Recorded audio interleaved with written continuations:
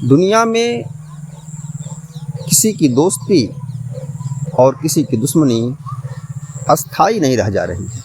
मैं बात कर रहा हूँ देशों की। मित्र कब शत्रु बदल जा रहे हैं और शत्रु कब मित्र हो रहा है। यानी सबके अपने अपने एक मापदंड हैं। उनके हितों की रक्षा, उनके देश की सुरक्षा, उनके व्यापार की सुरक्षा अगर है तो मित्रता, नहीं तो कोई अर्थ नहीं मित्रता का। और वर्तमान अमेरिका तो इसी राह पर चल रहा है। उसके लिए कोई मित्र और शत्रु खैर कभी नहीं था। उसके आर्थिक हमेशा रहे, लेकिन अब वर्तमान शुद्धता का प्रचंड युग है। किसी कोई बात छिपी नहीं रहती।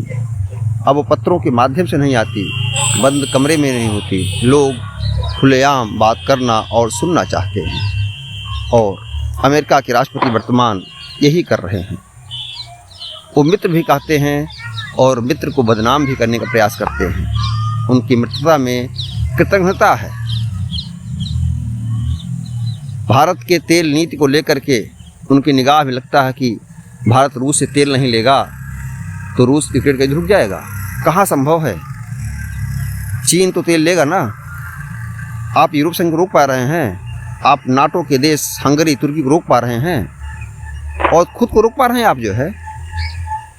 लेकिन जानते हैं कि भारत में जैसे वो कोई बात कहेंगे, भारत में विपक्ष में बैठा व्यक्ति बिल्कुल तोता बना हुआ है अमेरिका के राष्ट्रपति का।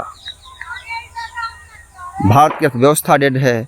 भारत के लड़ाकू विमान 7-8 गिर गए ऑपरेशन सिंदूर में, और भारत रूस से तेल नहीं खरीद रहा अमेरिकी दबाव में, घोषणा वो कर रहे हैं। ये सब कैसी बचकानी हरकतें वाली बात है।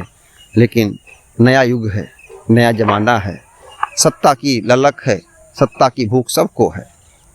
तो डोनाल्ड ट्रंप भारत को भारत में कमज़ोर करना चाहते हैं, भारत के प्रधानमंत्री को।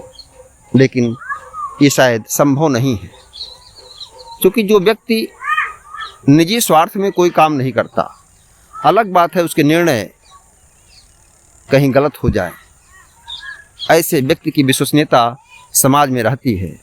और नरेंद्र मोदी की विश्वसनीयता यही है कि उनका ना तो कोई अपना निजी हितू है, उनका देश ही निजी है और देश की 1 अरब 40 करोड़ की आबादी ही उनकी परिवार के रूप में है, उनकी ही पूंजी है।